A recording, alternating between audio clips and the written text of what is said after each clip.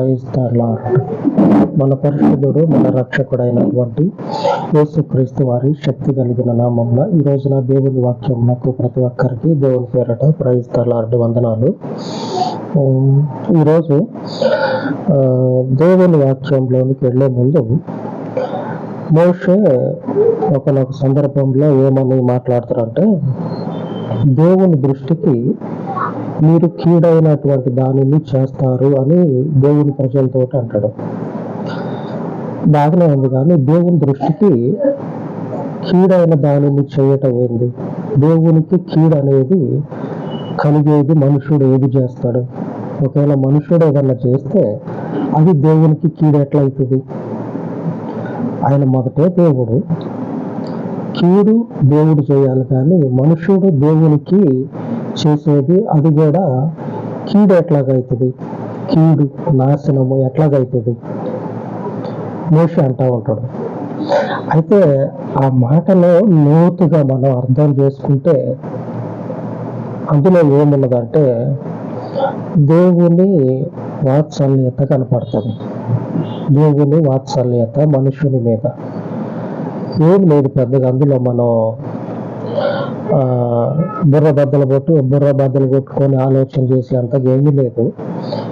వీళ్ళు దేవుణ్ణి విడిచిపెట్టి పోతే అది దేవుని దృష్టికి కీడుగా కనపడతా ఉంది. దేవునికి వచ్చినటువంటి కీడు ఏమి లేదు, కానీ ఈ విడిచిపెట్టి పోయేటువంటి వాళ్ళు దేవుని మనుషులు కదా. అందుకని దేవుడు అంటా ఉన్నాడు, నా మనుషులు అనేటువంటి వాళ్ళు నా దగ్గర ఉంటే నాకు నెమ్మది, నాకు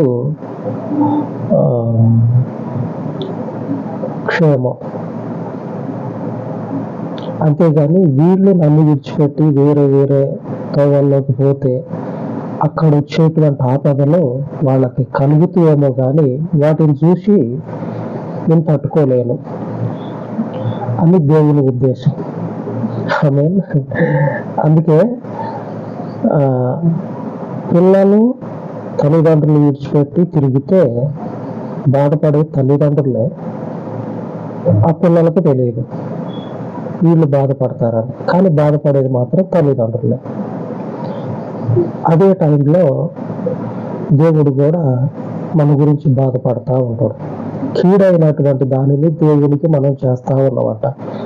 ఎలాగంటే మనము దేవుణ్ణి విడిచిపెట్టి తిరగటం వల్ల మన మీదకి వచ్చేటువంటిది ఏ నాశనం అయితే ఉంటుందో ఆ నాశనము దేవుని దృష్టికి ఆయన మీద వచ్చి ఉంటా ఉన్నది. ఆయన నాశనం కాడు, కానీ మనం నాశనం అయితే ఆ నాశనము ద్వారా వచ్చేటువంటి బాధ, ఆ దుఃఖం అనేది దేవుడి మీద పడతా ఉంది. దేవుడు బాధపడతా ఉన్నాడు. అందుకే మోషే అంటా ఉన్నాడు, మీరు ఈ ఆజ్ఞలను విడిచిపెట్టి ఈ పరిశుద్ధమైనటువంటి మార్గాన్ని విడిచిపెట్టి తిరుగుతారు, అది నాకు తెలుసు, తిరుగుతారు మీరు అని వాళ్ళ గురించి చెప్తా, తర్వాత వాళ్ళ జీవితంలో దేవుడు చేసినటువంటి గొప్ప గొప్ప మేలులు, గొప్ప గొప్ప అద్భుతాలు, వాటిని అన్నిటినీ కూడా వాళ్ళ ముందు చదివి వినిపించడం చేస్తాడు.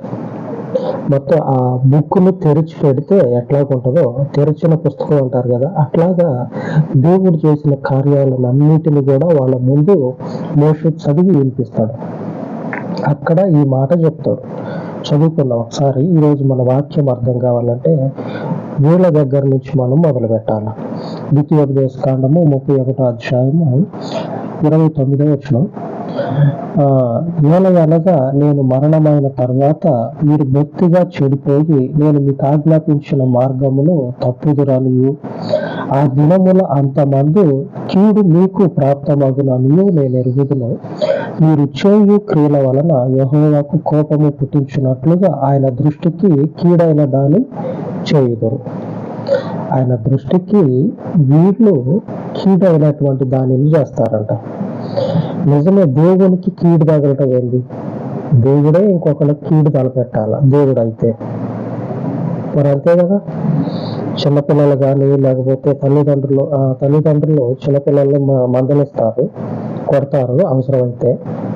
ఎందుకు? బాగుపడతారని.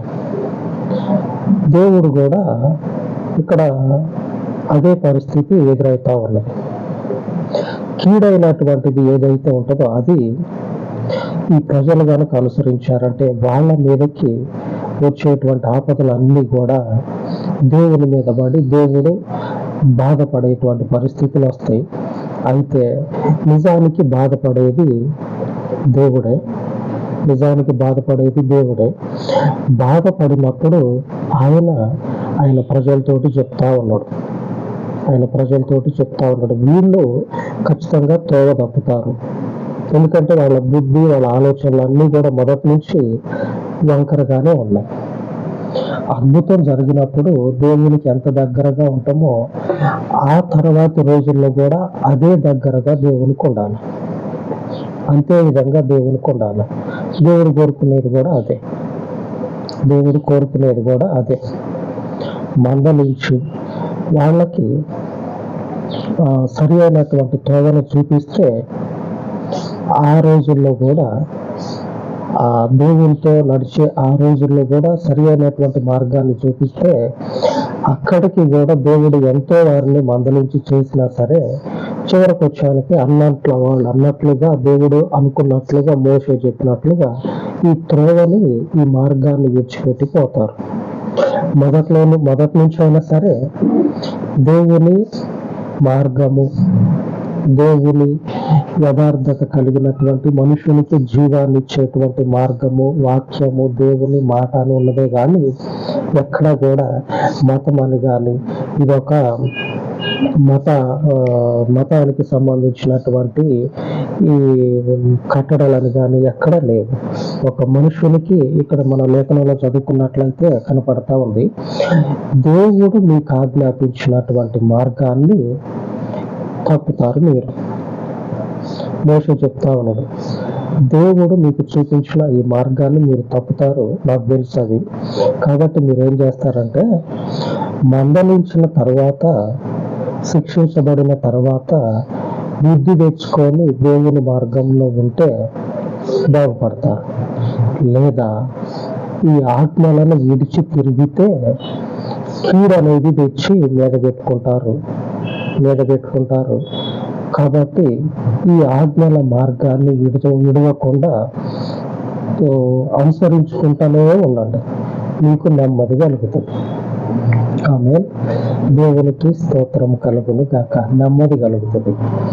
ఎంత నెమ్మది అంటే ఈ ఆజ్ఞలు గాయకొనటం అనేది మనుషునికి ఎంత నెమ్మదిని కలగజేస్తుందంటే మత్తయి సువార్త 19వ అధ్యాయము 17వ వచనంలో రాయబడి ఉంది, అందుకాయన మంచి కార్యముల గూర్చి నన్ను ఎందుకు అడుగుచున్నావు? మంచి వాడొక్కడే, నీవు జీవములో ప్రవేశింపగోరిన ఎడల ఆజ్ఞలను గైకొనుమని చెప్పెను. అతడు ఏ ఆజ్ఞలని ఆయనను అడగగా యేసు ప్రభు వారు చెప్తా ఉన్నాడు, దొంగిలవద్దు, అబద్ధ సాక్ష్యం పలకవద్దు, నరహత్య చేయవద్దు, నీ తల్లిదండ్రులను సన్మానించాలి, అలాగనే ఇంకా నిన్ను వలె నీ పొరుగు వారిని ప్రేమించాలి అని ఆ మోషే సమయంలో ఉన్న ఆ ధర్మశాస్త్ర గ్రంథంలోని దేవుని ఆజ్ఞల గురించి చెప్తాడు. ఒకరికి యేసుప్రభు వారు చెప్తాడు, భలే ఇవన్నీ నేను అనుసరిస్తూనే ఉన్నా అని దేవుని ముందు ఎగిరెగిరి పడతాడు.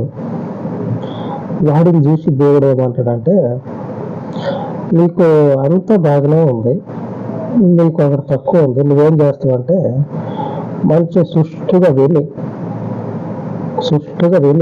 వచ్చినావు కదా, ఆ తిన్నది ఏదైతే ఉందో, ఈ దేని ద్వారా నీకు అంత సమృద్ధి వచ్చిందో ఆ కలిగింది అంతటిని కూడా పోయి ఏం చేస్తావంటే వచ్చే దారిలో ఉన్నారు కదా అడుక్కునేటోళ్ళు, అలాంటి వాళ్ళందరికీ పంచే అని యేసుప్రభు చెప్తే వాడు మీరు చూపులు చూసి వాడి దోవల వాడు వెళ్ళిపోతాడు, వాడి తోవల వాడు పోతాడు.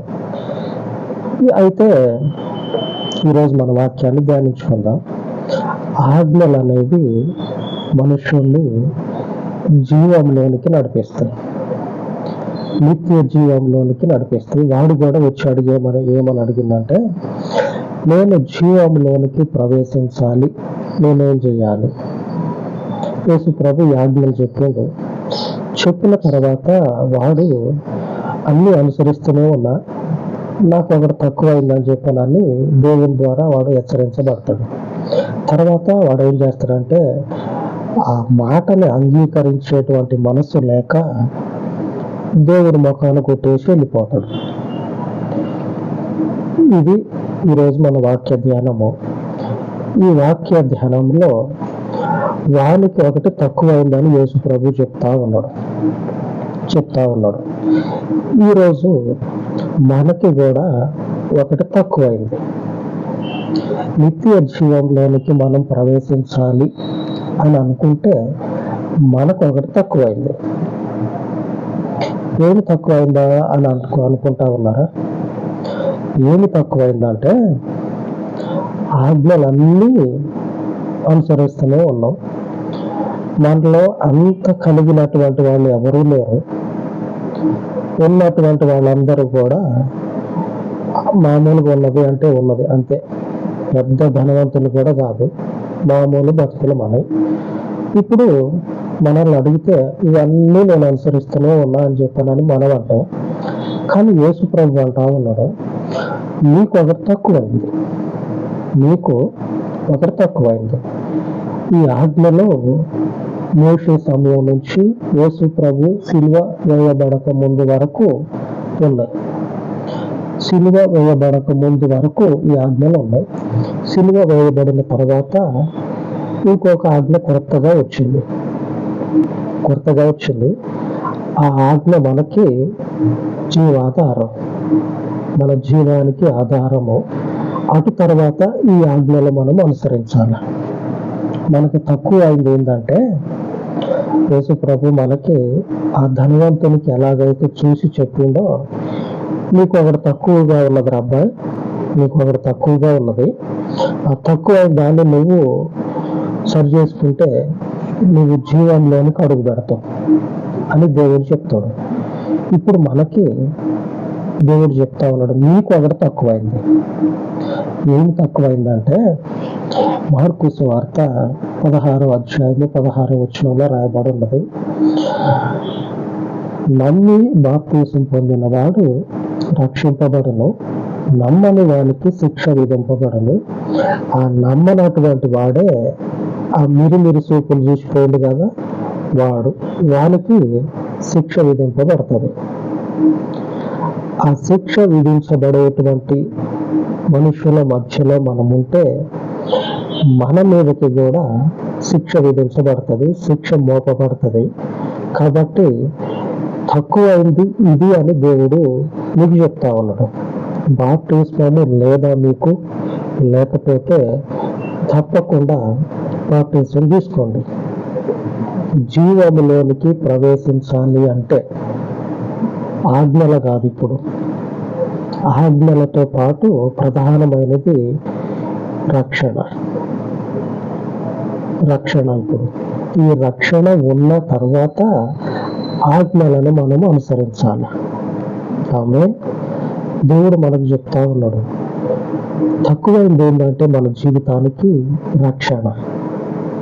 బాప్టిజం అనేది మనకి లేదు కాబట్టి లేని వారు తీసుకొని ఉన్న ఆజ్ఞలు ఏమైతే ఉన్నాయో ఆజ్ఞలని అనుసరించినట్లయితే దేవుని జీవంలోనికి మనము ప్రవేశిస్తాం. ఆ ఇశ్రాయేలీయుల ప్రజల గురించి మొదట మనం చెప్పుకున్నాం. వాళ్ళు ఇశ్రాయేలీయుల ప్రజలు కళ్ళతోటి చూశారు అన్న అద్భుతాలు, అయినా కానీ దేవుణ్ణి నమ్మనటువంటి స్థితి. ఒకనొకడు మన దగ్గర ఉన్నప్పుడు చెడ్డోడైతే మొదట చెడ్డోడని తిడతాం. మనతో పాటు తిరిగిన అన్ని రోజులు మన లక్షణాలు కొన్ని ఏమన్నా వనికొస్తే మంచోడు అని చెప్పని అంటాం. మొదట్లో చెడ్డోడు కాస్త మన సహవాసం చేసి మనతో ఉండటం వల్ల మంచి లక్షణాలు అలవడ్డాయి. ఈ దేవుని ప్రజలు దేవునితో సహవాసం చేసిన అన్ని రోజులు వాళ్ళకున్న చెడ్డ లక్షణాలను విడిచిపెట్టకుండా అట్లనే పట్టుకొని ఉన్నారు. చివరికి దేవునితో సహవాసం చేసి కూడా దేవుని లక్షణాలను పట్టించుకోకుండా, దేవుని లక్షణాలని కలిగి ఉండకుండా మొదట ఎలాగైతే చెడ్డవారుగా ఉన్నారో తర్వాత కూడా అదే చెడ్డతనాన్ని కొనసాగించుకుంటూ పోయారు. చివరికి జీవము నుంచి తొలగిపోయారు. అంతే కదా, దేవుని శిక్షకి లోనైపోయి ఆ జీవములో కాలు మోపకుండానే పక్కకు త్రోసివేయబడ్డారు. మన జీవితాల్లో కూడా ఆ ఇశ్రాయేలీ లాగా ఉండొద్దు. మనకి తక్కువైంది ఇది అని దేవుడు చెప్తా ఉన్నాడు. రేపు మాపు అని చెప్పనని అట్లాగా వాయిదాలు వేసుకుంటా పోతే, సమయాన్ని పోనీయకుండా జాగ్రత్తగా ఉపయోగించుకుంటే ఆ సమయం మనకి చేతిలో ఉంటుంది. సమయాన్ని పోలిస్తే మనకి చేతిలో ఉండటం కాదు కదా, మన జీవితం మనకి అక్కడికి రాకుండా పోతుంది. కాబట్టి దేవుడు బయలుపరిచినటువంటి ఆయన ఉద్దేశాన్ని గ్రహించి ఆ ఉద్దేశానికి లోబడతాం. వాడు మిరిమిరి సూపులు చూసిన అన్ని రోజులు అలాగనే చూస్తాడు. చివరికి వచ్చేకి ఏదో ఒక రోజు ఆ శిక్షలో భాగం అవుతాడు. అటువంటి స్థితిని మన జీవితాల్లో లేకుండా చూసుకుందాం. ప్రార్థన చేసుకుందాం. పరిశుద్ధుడైన తండ్రి, ఈ ఉదయకాలమందు నీ వాక్య ధ్యానంలో కొదువగా ఉన్నటువంటి దానిని మనుషునికి చెప్తే ఆ మనుషుడు తండ్రి కొదువైనటువంటి దానిని బట్టి నిన్ను ఘనపరచకుండా నిన్ను తృణీకరించినటువంటి స్థితిని కలిగి ఉండడని లేఖనము చెప్తా ఉన్నది. ఈరోజు మా జీవితాల్లో కొదువగా ఉన్నది రక్షణ అని నువ్వు సెలవిస్తూ ఉండగా, నీ బాప్తిస్మమును నీ రక్షణను ఎవరైతే కలిగి లేరో, కలిగి లేని వారు ఆ రక్షణ పొందుకున్నట్లు, రక్షణ పొందుకున్న వారు నీ ఆజ్ఞలను అనుసరించినట్లు నీ ప్రజలతో నీవు మాట్లాడి అంగీకార మనస్సును వారికి అనుగ్రహించండి. నీవు నిత్య జీవమును అనుగ్రహించే దేవుడవు. లేఖనము సెలవిస్తా ఉంది, నిత్య జీవములో ప్రవేశింపగోరితే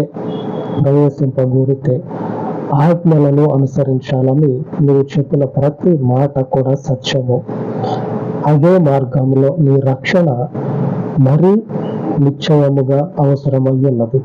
కనుక తండ్రి, ఈ రక్షణను నీ ప్రజలకు నీవు అనుగ్రహించమని, అందుకు తండ్రి సమయమును వారికి దయచేయమని నీ పాదముల చెంత ఈ మనవులను ప్రతిష్ఠించి యేసు నామమున వేడుకొనుచున్నాను తండ్రి.